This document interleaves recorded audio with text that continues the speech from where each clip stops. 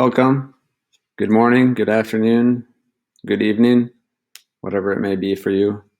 I'd like to welcome you to my talk today on the edge of discomfort and what I'm calling the learning zone.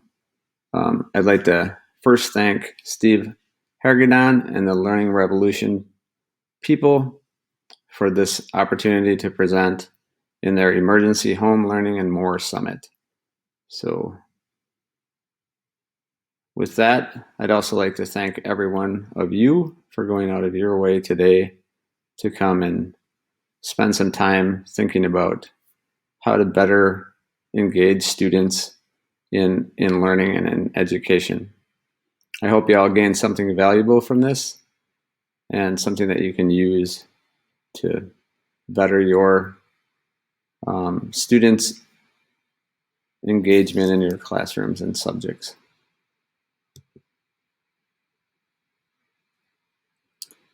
First, I'd like to talk about this idea of where we're going to go and where real meaningful learning takes place. So when you think about this image or this idea of getting outside of the box or thinking outside of the box, I guess part of what my concept with this idea that I'm attempting to present today is that it would be better to imagine being completely outside of the box, or to even forget about the box itself entirely, and that we're headed in that direction toward real meaningful learning, which is beyond the scope of the box itself and outside of our comfort zone as well. This quote in its entirety is this: "Here's the thing, while the act of learning is primarily intellectual, behavioral, or methodological, the experience of learning is primarily emotional. And it's the emotional experience of learning, of being a beginner and making mistakes, often publicly, that often keeps people from even trying to learn." This is a quote from Peter Bregman in his article, "Learning is Supposed to Feel Uncomfortable," in the Harvard Business Review. This is kind of where I'm headed with this talk today, into this area of discomfort, or this zone of learning that is on the edge of comfort.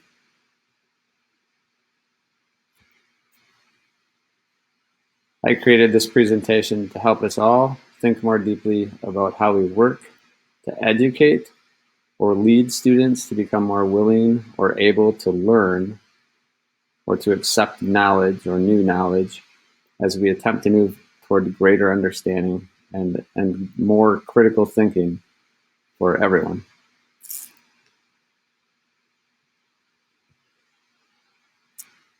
What does this all look like? As you can see in this Wordle, some of the words that I've used and will use during this presentation include the idea of discomfort, some psychology, neuroscience, the idea of coaching, the idea of the proximal zone of learning, some understanding, growth mindset, and a variety of other words and concepts that might sort of challenge our traditional thoughts of education. This is a list of some of the people whose work has led me to the place I'm at now. I've followed the work of many of them and put together some of the ideas I'm talking about here today from some of what you see on this slide. So, for instance, the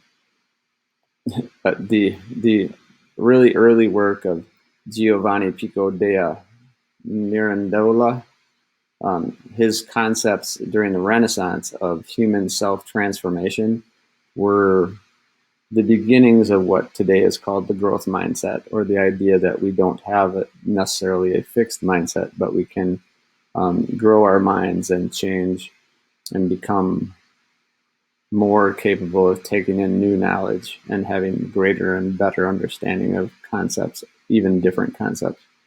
And then the zone of proximal development, I love Vygotsky. Again, some of what the pedagogy of education has been created around, more recently at least. His work in psychology, in that idea of learning at the edge of comfort, is definitely at the beginnings of the growth mindset concepts that are now today more common and more accepted. Carol Dweck in the Department of Psychology at Stanford University has done research for over 30 years on the concept of growth mindset and the psychology around it.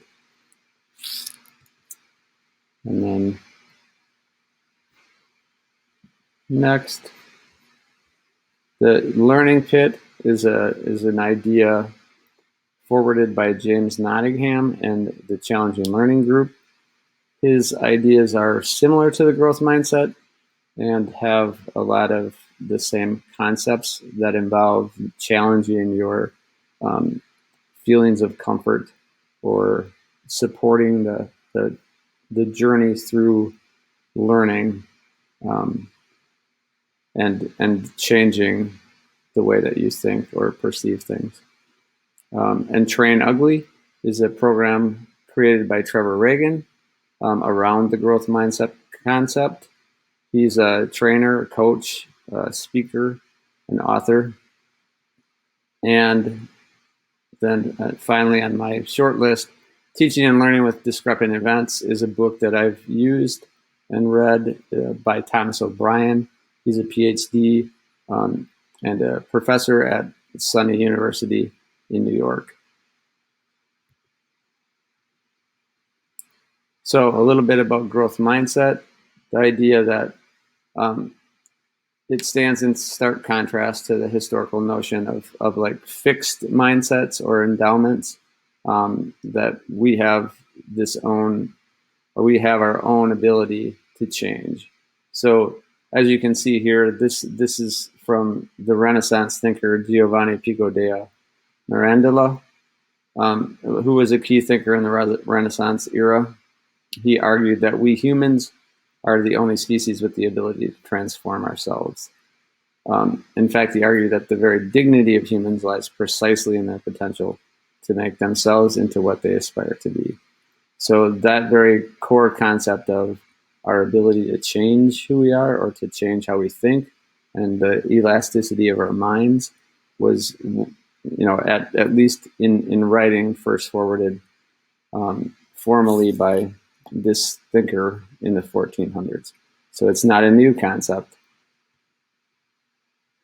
But today we have people who have been working on this for some time. So Carol Dweck, the Now, says a growth mindset about intelligence is the belief that intelligence can be developed.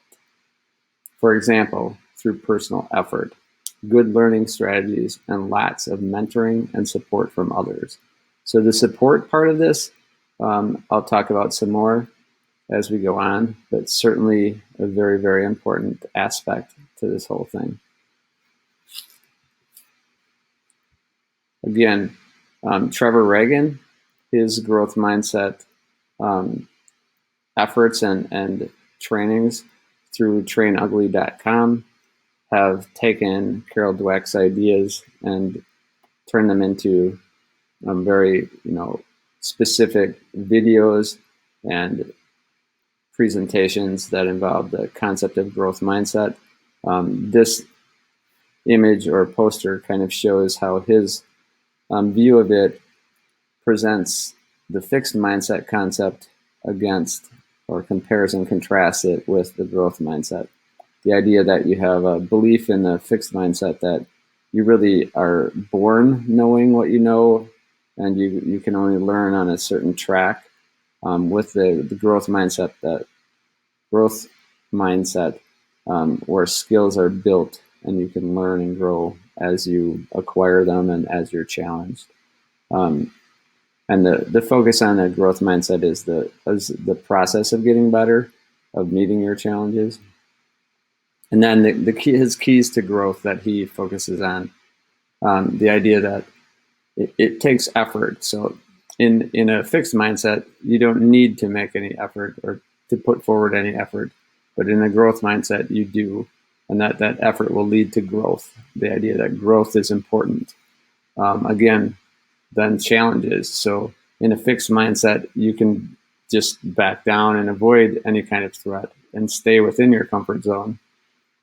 However, in a growth mindset, you have to learn to embrace that challenge, to push yourself beyond your comfort zone, or at least at the edge of your comfort zone. And that is where your learning or your greatest advances will happen. And then the whole acceptance of mistakes, that we will make them in a growth mindset. You use them to learn. You use them as an opportunity to make change. And in a fixed mindset, you're fearful of them and you try to avoid them. And then the last part of this key to growth idea in a growth mindset is that feedback is useful, it's appreciated, and that it has meaning to help to change your thinking or your concepts or your actions. And that in a fixed mindset, it's not helpful. People become defensive and try to avoid it. So again, contrasting the two different types of mindsets. And to continue with Trevor Reagan, this is a quote from some of his literature. It says, "Learning is ugly, learning is hard. Learning involves some stumbles, mistakes, and failures. Learning happens in the wild." See his Jungle Tiger video, for instance, at his trainugly.com site. People are equipped with a true growth mindset, are able to deal with the struggle and difficulty of real learning. People with a fixed mindset are not. So again, trying to avoid the fixed mindset, that we as educators need to be there for students, to help them, to coach them, to support them, to become, basically in Trevor Reagan's words, to become jungle tigers as opposed to zoo tigers. In his work and his presentations, he talks about the idea of a zoo tiger has all of its needs met, doesn't have challenges in its life, however, does not learn or grow, whereas a jungle tiger living in the wild has to meet challenges, has to learn from those challenges, work through those challenges, and grows from that. And they do make mistakes, but hopefully they recover from them and they grow as they do. And that's where we're going to head. Another individual who talks about this idea of challenging yourself as a learner is John Nottingham from the Challenging Learning Group. He talks about the learning pit and has put forward this idea of a learning pit that we need to work our way through in order to better navigate our learning adventure or our learning challenges or our learning life. His work includes this idea that we have concepts. There's an easy way to learn and there's a more difficult or deeper learning, and that involves going through this pit and challenging ourselves, or as a student being challenged. So when you have a concept, there's an easy way of just sticking with it and saying, I know that, I already know it, I don't have to worry about it or to challenge my knowledge. And then there's the idea of working through this pit and challenging it. So it's not easy to do that, and that's partly where the help of an educator comes in. Is when students are experience or they are faced with a problem, they often need some guidance to get them through this pit. So there is a conflict there. There's a cognitive conflict. There's so many things that you have to think about and consider, ways that might challenge things that you've already come to understand or to believe. And then you have to work to construct as you come out of this pit or work your way out of this pit, try to start to make some sense of all of this new information that you've just received or been given, so that you can start to understand better the actual information that you're taking in. And then there's hopefully, the eureka moment. That's the hope. So like the wow, the aha, that you get at the end of this, that now you get it, now you understand, now you can do this on your own. So these are his ideas, that also fit into the growth mindset concept, or the idea that we need to be challenged or slightly discomforted or on the edge of discomfort in order to continue to learn and grow. Things to obviously keep in mind are that when you're going through this, again, you need some kind of support. You need people to help you. You need to be willing to challenge your ideas and your concepts, and not to necessarily stick with what it is that you believe you know, and to move forward from that. So it is this edge of discomfort, or sometimes discrepant events, are a way to bring challenges to the minds of students, but remember to be there and support them. So that's kind of where I'm going to go now with this, is to look at how we can challenge students' minds or mindsets or understanding, and then bring their brains and their concepts into more of a growth area. So like to move them past the edge of discomfort into a growth area that allows some action to happen, and then some real learning or meaningful learning beyond that discomfort. Thomas O'Brien and others have put forward the idea of using discrepant events to create interest and to challenge preconceived ideas in students' minds or in our minds, and then to move them beyond that. This is from his book, Brain Powered Science. He says, whether done as a hands-on activity or demonstration, the discrepant event's surprising, often counterintuitive outcome creates cognitive disequilibrium that temporarily throws learners' mentally off balance. Excuse me. The unexpected outcome of such a discrepant event generates a need to know that motivates learners to thoughtfully reconsider their prior conceptions. This is that moment when we don't know if we know what we believe we know.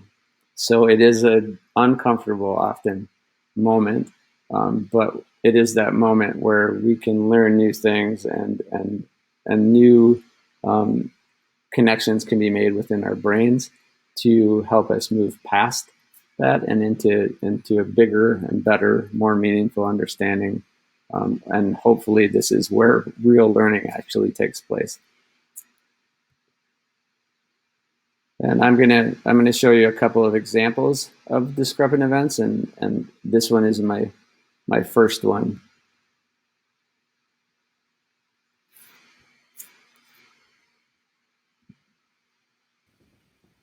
I'm going to demonstrate today the mold effect, and what it amounts to is these beads are all connected in this jar.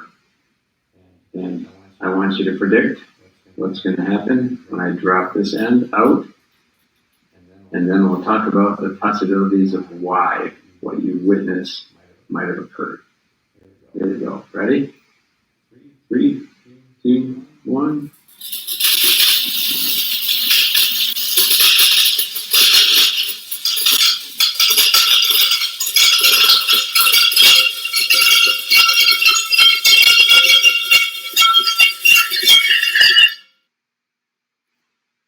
So that is a phenomena that I've used in my classroom to draw students' attention, but also to get them to think about what they've observed and why it's happening, after I have them predict what they think will happen, and then to look at it even more closely. That little demonstration is now known as the mold effect, and literally ended up being a Cambridge level physics problem with that department working to try to figure out the actual physics involved. So it's not a simple thing, and it's meaningful learning that can come out of it. But obviously, you have to be able to work with students to move through that. The way that I've used that in my classroom is to not provide them with the answer right away. In fact, usually I give them a couple of days. I'll take some ideas, but I usually ask them to wait to give them, even though kids often are very excited to offer what they think is happening and why. I usually ask them to hold off for a little while and to think about it until the next day in class or the next time I meet with them, and then to give me some ideas and we talk about them. And often, I will allow them, or I will suggest that they can look for ideas on the internet or whatever, and to try to get them to look into this problem on their own first and to research it. And then I will work through this with them as they hopefully come to understand the whole concept of what's going on the level of physics. So it's an example of one discrepant event, one observation that seems not to make sense, that you can take beyond that and into all kinds of areas of science or of understanding and how we understand things. And then I have another demonstrate today example of an event that challenges what we know, or again, like the idea of, do we really know these things that we think we know? This event is a simpler event in some ways, and simple to do if you have the correct tools. And I'll show you the video here first, and then talk about it. Okay, you have this piece of yellow acrylic plastic. It's rounded on this side, flat on this side, shaped kind of like an oval, a really long oval. I'm going to spin it on this piece of paper on top of this desk. I want you to see what happens, but first I want you to think about what you predict would happen with this piece of plastic, so I can give you a good spin. So think about it. Here goes.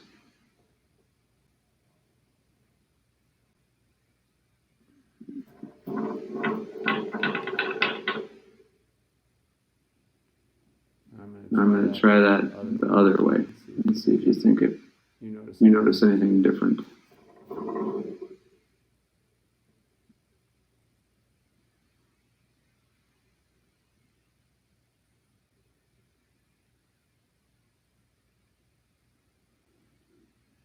And one more time, going the other way. See if you notice what's going on here that doesn't seem to be what you would expect.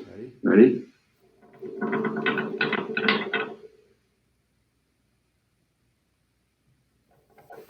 I'll try it once without the paper and see if you can see it. It's harder to see without the paper.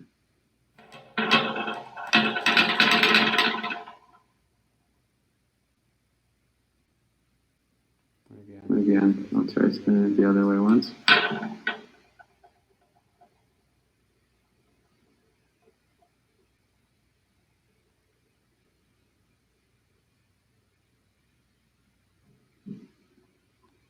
What do you notice that doesn't seem to make sense there?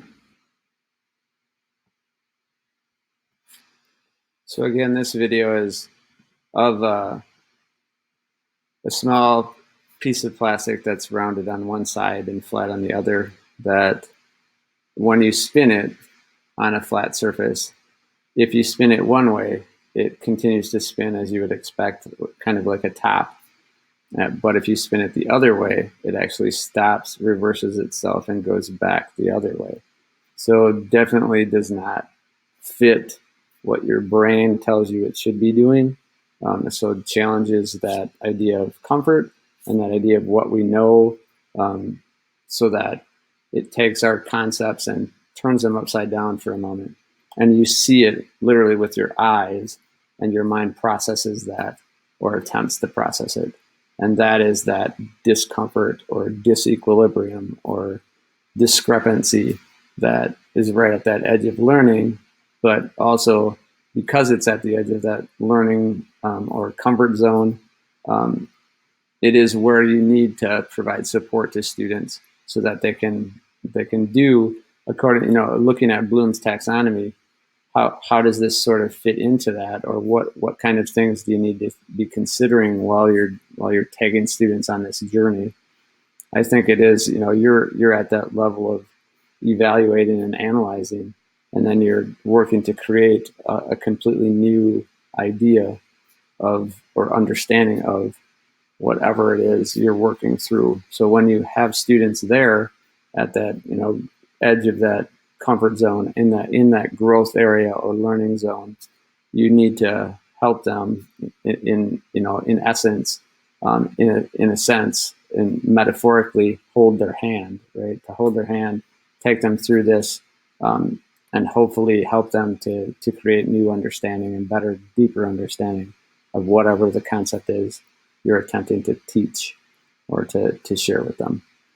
So I think that all of this, this idea of challenging the comfort zone, moving into deeper understanding of concepts, is definitely higher or at a higher level on Bloom's taxonomy than simply remembering or understanding basic facts and what they mean.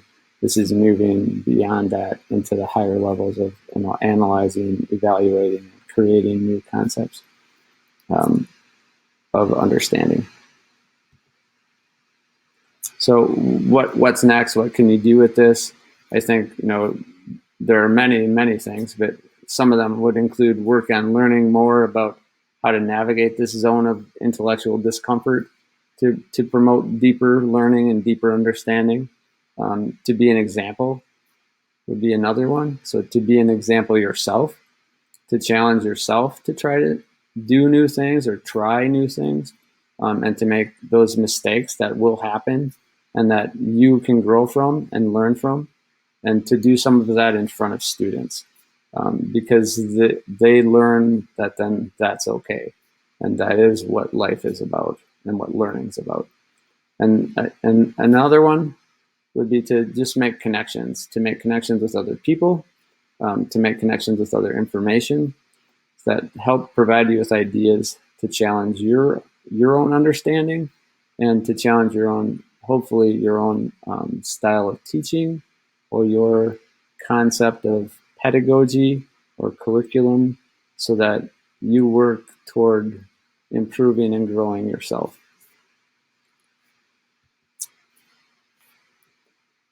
Can you come up with an idea of how to work this into your lesson or into your curriculum? Give it a try. If you don't, you'll never know its potential.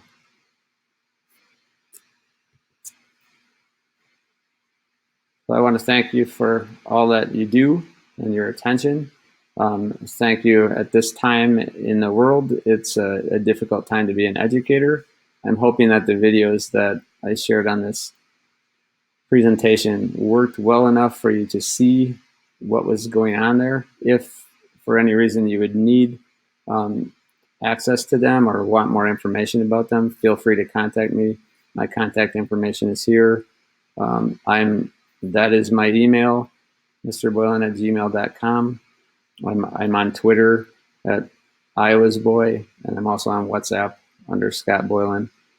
So I'd be happy to talk with you, anyone, about these concepts of challenging students' comfort zones, challenging them with new ideas, discrepant events, new concepts, and trying to work them, into questioning what they understand and moving toward a deeper understanding, a deeper learning, a greater level of conceptualization, so that we move students into higher orders of thinking and don't just leave them with a bunch of information to remember or memorize and then regurgitate later, to help them move through that Nottingham's pit, into a deeper, greater sense of aha. One of the things I talk to students about often is the sense of wonder and why that's so important in our lives, and that the idea of wonder and curiosity can move us through this discomfort that we often feel or have that's at the very edge of learning or deeper learning. So I'm hoping that some of you have gained some things from this that you can use. The references that I have here, if they're of value to you, that's wonderful.